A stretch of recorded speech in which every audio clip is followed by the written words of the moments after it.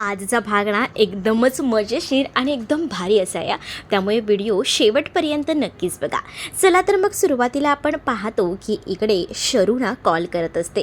त्याच वेळेला जय एका मीटिंगमध्ये असतो. तो एका क्लायंटसोबत बोलत असतो, कारण आता नवीन नवीन काही ना काही सण वगैरे येणार आहेत आणि त्यामुळे शॉपिंग लोक खूप जास्त करणार आहेत. या विषयावर त्यांचं डिस्कशन सुरू असतं. तेच आता जयचा फोन वाजतो.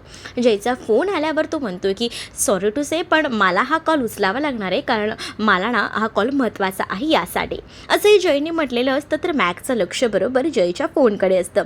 दुसरीकडे अर्ध्या रस्त्यावर जाऊन गौतमने आता त्याच्या बायकोला अर्चनाला गाडीवरनं उतरवलेलं असतं आणि तेव्हाच ती त्याला विचारते की मला मध्येच का उतरवले. तेव्हा तो म्हणतो की तोंडातनं आवाज काढायचा नाही आणि पुन्हा त्या घरात जायचं नाही. मग ती विचारते की तुम्ही असं का म्हणताय, मी का नाही जायचं त्या घरात. तेव्हा गौतम तिला म्हणतो की जेवढं सांगितलं ना तेवढं लक्षात ठेवायचं, उगाचच माझ्यासमोर ना आवाज नाही करायचा, समजलं ना. आणि पटकन घरी जा आणि आवरायला घे, मी येतोय तोपर्यंत, आपल्याला निघायचं आहे, माहिती आहे ना. असंही बोलून तो आता तिला रस्त्यावर ना पाठवून देतो घरी जायला. तर दुसरीकडे मात्र आता जय आणि मॅक हे बोलत असतात. त्यासोबत एक क्लायंटही असतो. जयचा फोन वाजत असतो म्हणून आता त्याला फोनवर बोलायचं असतं. मग मॅकला तो सांगतो की ह्यांना तोपर्यंत कॉफी चहा वगैरे काही ते देऊन दे, तोपर्यंत मी हा कॉल अटेंड करतो. शरूचा कॉल तो रिसीव करतो.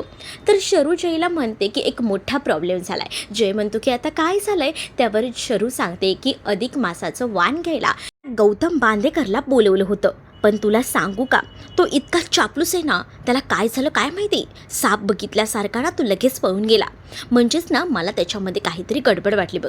म्हणजे पहिल्यांदा तरी असं कधीच वागला नव्हता, आज चक्क तो तसा वागला आणि निघून गेला. त्यावर ना मला संशय येतोय. तर त्यावर जय म्हणतो की मला आधीपासूनच त्याच्यावर संशय आहे, नक्कीच काहीतरी गडबड आहे अशी.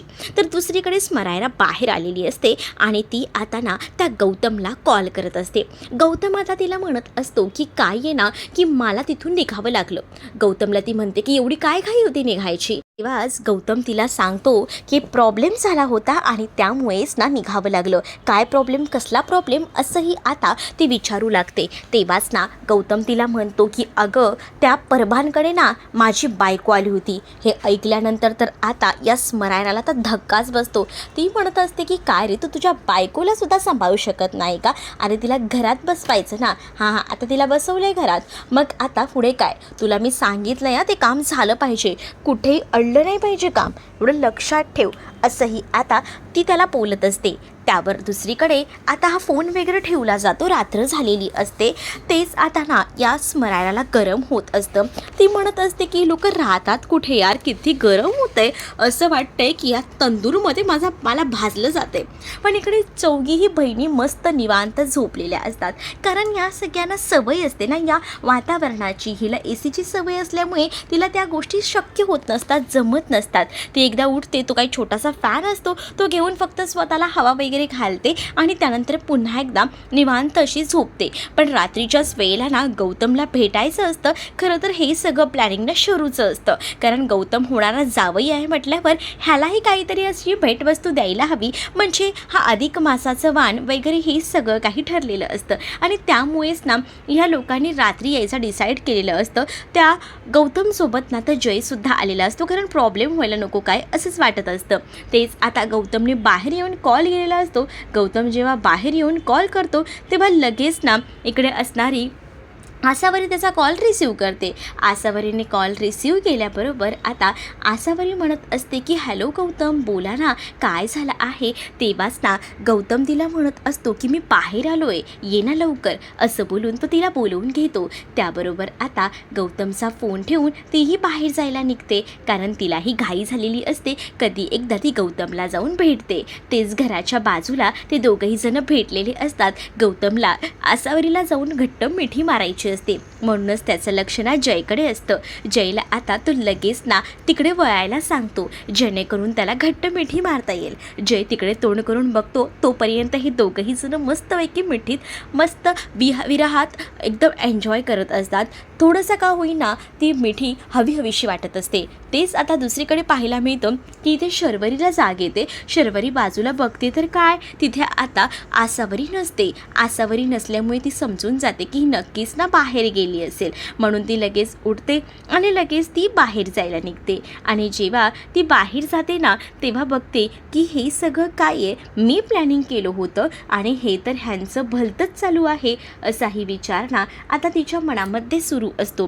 तर दुसरीकडे आता तू मला बोलवलंस, मला खूप आवडलं आणि मुळात तुला सांगू का, मला ना आज खूप बरं वाटतंय. म्हणजे तुला सांगतो की कितीतरी दिवसाने हे सगळं काही जवळून अनुभवता येतंय आणि त्यामुळेच ना खूप छान वाटतंय असंही आता तो तिला म्हणत असतो. आपल्या एकदा का लग्न झालं ना की सगळ्या काही गोष्टी नीट होतील असंही काहीसं आता तो म्हणत असतो.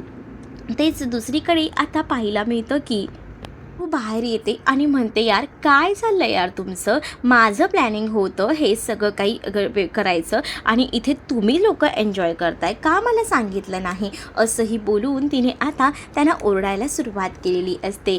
तेच आता ती म्हणत असते की काय ग ताई, चल आपल्याला यांचं औक्षण करायचं आहे ना, मग चल. मग आसावरी मस्त औक्षणाचं ताट वगैरे रेडी करते. औक्षणाचं ताट रेडी केल्यानंतर ती गौतमला पहिल्यांदा कुंकू लावते आणि मग औक्षण करून घेते. आणि अधिक मासाचं जे काही द्यायचं असतं गोड तोंड करायला, त्यामध्ये असतं अनारसे बनवलेले. अनारसे लवकरच जाऊन आतमधून शरू घेऊन येते आणि ती आता आसावरीला सांगत असते की चल मस्त असं ना त्याला अनारसा भरव. मग तिने स्वतःच्या हाताने अनारसा भरवलेला असतो.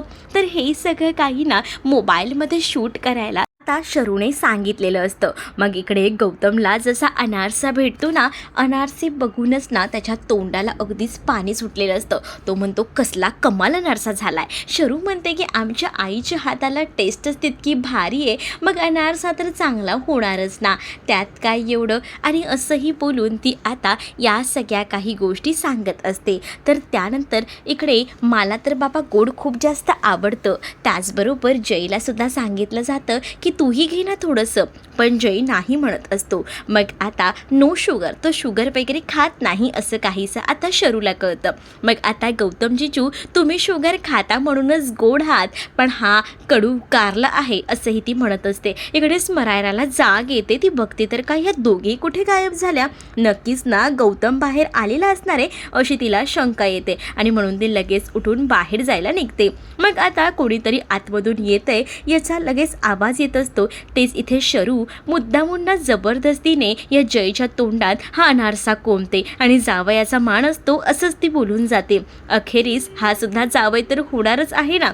आणि असंच काहीसं आता घडलेलं असतं. शरूने त्याला अनारसा भरवलेला तर असतो. आता चौघही जण तिथून गायब होतात, कारण आता चौघही जण गायब होतात यासाठी की त्यांना माहिती असतं इथे आता जास्त वेळ थांबून उपयोग नाही, ही स्मरायला आलेली आहे. हे चौघही जण म्हणजे गौतम आणि त्याचसोबत आसावरी दुसऱ्या बाजूला, तर इकडे जय आणि शरू दुसऱ्या बाजूला. ती पुढे पुढे येत असते. कुठे गेले या दोघी, नक्कीच ना गौतम आला असणार. आता स्मरायरा बोलत असते. त्या स्मरायराचा आवाज जसा येतो ना, तसा आता इकडे असणारी शरू जी आहे ती जयला आपल्या बाजूने खेचते. जयला तिने आपल्या बाजूने खेचल्याबरोबर ना जय अगदीच ना शरूच्या मिठीमध्ये येऊन अडकतो. दोघही जण इतक्या जवळ असतात ना की दोघांच्याही मध्ये खूपच कमी अंतर असतं. ते स्मरायरा बाहेर जाऊन इकडे तिकडे शोधत असते. नक्कीच हा गौतम आला असणार आहे आणि ती गौतम गौतम करू ना इकडे तिकडे बाहेर पडून शोधू लागते. तेच आता चौघही जण पुन्हा एकत्र भेटतात आणि आता शरू आसावरीला सांगते की आपल्याला आतमध्ये जावं लागेल ती यायच्या आधीच. मग दुसरीकडे मात्र तुम्ही ना इकडनं उडी मारून जा, सरळ जाऊ नका असंही शरू जय आणि गौतमला सांगते. गौतम आणि जय लगेचच त्या भिंतीवरनं उडी मारून जातात. तर दुसरीकडे या दोघी जणी आतमध्ये येऊन झोपलेल्या असतात. स्मरायरा बाहेर येऊन आत आलेली असते आणि या दोघींना झोपलेलं पाहते. तेच ती विचारते, तुम्ही दोघीही बाहेर गेला होतात आणि आता इथे येऊन झोपायचं नाटक करताय का, असंही तिने आता म्हटलेलं असतं. जेव्हा आता ह्या सगळ्या गोष्टी ती बोलून दाखवते तेव्हा तुझा काहीतरी गैरसमज झाला असेल असंही आता ती बोलून दाखवते. ती म्हणते की मला माहिती आहे तुम्ही दोघीही जणी बाहेरच होत्या असं, पण दोघीही मुद्दामून आता तिची मजा घेतात. ते दुसऱ्या दिवशी सकाळी आता इकडे गौतमही जयची मजा घेत असतो. गौतम या जयला म्हणत असतो की काय आहे ना, तुला माहिती नाही आहे पण काल रात्रीचं सगळं मला आठवतंय. कशाबद्दल बोलतोयस? काल जे काही धडपडला होतास, घसरून पडला होतास ना, ते सगळं. असं बोलून गौतम जयची मजा घेत असतो. जय म्हणत असतो की तू शांत बसा. तेवढ्यातच तेजस्विनी तिथे येते. तेजस्विनी म्हणते की काय चाललंय तुमच्या दोघांचं? मग तेजस्विनीला इकडनं इशारा करूनच सांगायचं नाही असं गौतमला जय सांगतो. त्यामुळे गौतम म्हणतो की काही नाही का, काल रात्री हा घसरला होता. मग कुठे लागलंय का? तेजस्विनी जयला विचारते. जय म्हणतो की नाही का आई, हा सहज बोलतोय. आणि गौतमला आता जय तिकडनं घेऊन जातो. मग आता हे दोघंही जण आनंदात आहेत हे बघून तेजस्विनीलाही बरं वाटतं. तेच इथे बिंदू म्हणत असते की ही मुलं ना आईपासून जेव्हा गोष्टी लपवतात ना, तेव्हा नक्कीच ना काहीतरी गडबड असते. म्हणूनच ह्या लक्षात गोष्टी मुलं लपवत असतात असंही ती आता बोलून दाखवते. तेच आता बिंदू जेव्हा या गोष्टी बोलते ना, तेव्हा तिला तिच्या बालपणीची आठवण येते आणि याबद्दल ती सांगत असते. तेव्हाच ना आता तुझ्या आईने देखील तुला लय मारलं असेल असंही तेजस्विनी बिंदूला बोलून मुद्दामून तिचं बोलणं मध्येच थांबवते. तर दुसऱ्या दिवशी इकडे ना आता मस्त असा चुडा भरण्याचा प्रोग्राम असतो. चुडा भरत असतानाच ना या स्मरायराने नेहमीप्रमाणेच असे शॉर्ट कपडे घातलेले असतात. त्या बायका जेव्हा येतात तेव्हा म्हणतात की काय हिच्या कपड्यांची शिस्तही नाही आहे हिला, असंही बोलतात. तेव्हाच ना हो नाही आहे शिस्त. पण तेव्हाच अनुही म्हणते की काय ग, तुझ्याकडे एक कपडे नाही आहेत का? जरा धडाचे कपडे घालायला, असे कपडे का घालून आलीस तू, असंही तिने आता विचारलेलं असतं. तेच दुसरीकडे आता खूप सुंदर अशी आसावरी तयार होऊन आलेली असते. आसावरी जेव्हा तयार होऊन येते ना, तेव्हा तिचं मनमोहक सौंदर्य जे आहे ते आता भुरळ पाडत असतं. खूप सुंदर अशी दिसत असते आणि त्यामुळेच ना तिचं कौतुकही केलं जात असतं. खरंच खूप सुंदर दिसतेस असं बोलून पम्मा तिला जवळ घेते.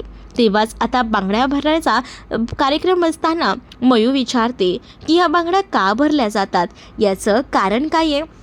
तेव्हाच ना या बांगड्या यासाठी भरल्या जातात, म्हणजेच हिरव्या बांगड्या म्हणजे सौभाग्याचं लेणं. आणि सौभाग्याचं लेणं हे हातात जेव्हा आपण लग्न करून जातो ना, तेव्हा भराव्यास लागतात. आणि म्हणूनच आपल्या बाईच्या हातातसुद्धा आता आपल्याला चुडा भरायचा आहे. आसावरी तर खूप जास्त खुश असते, कारण ती तिच्या गौतमच्या नावाचा चुडा जो भरणार असते, त्यामुळे तिला आता आनंद झालेला असतो. तेच आता पमा थोडीशी ना अशी एकदमच रडवेली झालेली असते, कारण तिलाही असंच वाटत असतं ना की काही झालं तरीसुद्धा या सगळ्या काही गोष्टी अशा होत आहेत.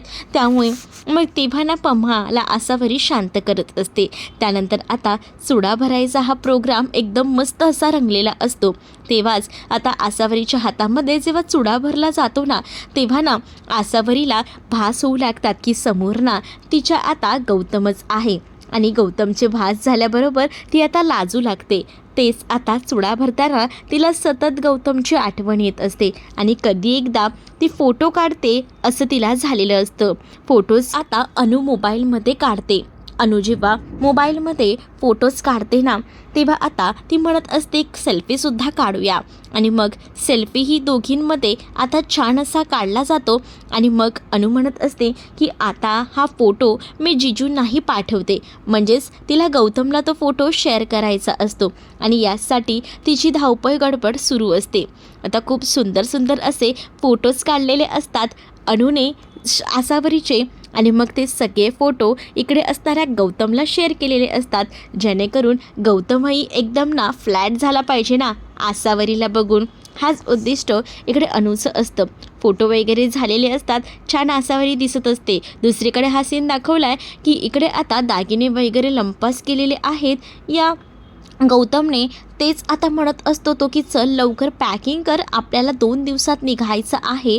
म्हणजे कसं मी काम करून येतो आणि तसंही तू माझंही काम केलेस. हे दागिने हो हे दागिने मी तर माझ्या आईबाबांकडनं आणलेत, पण आपलं काम झालं ना की लवकरात लवकर त्यांचे दागिने पुन्हा देऊन टाकूया. हां हो ग बायको, तू माझ्यासाठी इतकं करतेस तर मीही करणार ना. आणि हे कपडे वगैरे भरतेस ना, बरं जास्त काही घेऊ नकोस. तसंही तुला माहिती आहे ना की आता आपलं नवीन आयुष्य तिकडे जाऊन सुरू होणार आहे, सो सगळंच आता नवीन घ्यायचं आहे. त्यामुळे जुन्या गोष्टींना इथेच ठेव असंही तो आता तिला म्हणत असतो. तेव्हा तीही खूप जास्त खुश असते. तो म्हणतो की माझं एक काम आहे, तेवढं मी काम करतो आणि येतो आणि तोपर्यंत तू बॅग वगैरे भरून ठेव असंही आता तो तिला सांगतो. आणि असं बोलून तो तर आता तिकडनं निघून जातो. पण त्याच्या कपाटाची जी चावी असते ना, तो चक्क आज घेऊन जायचा विसरलेला असतो. त्याने बेडवरच ती चावी ठेवलेली असते.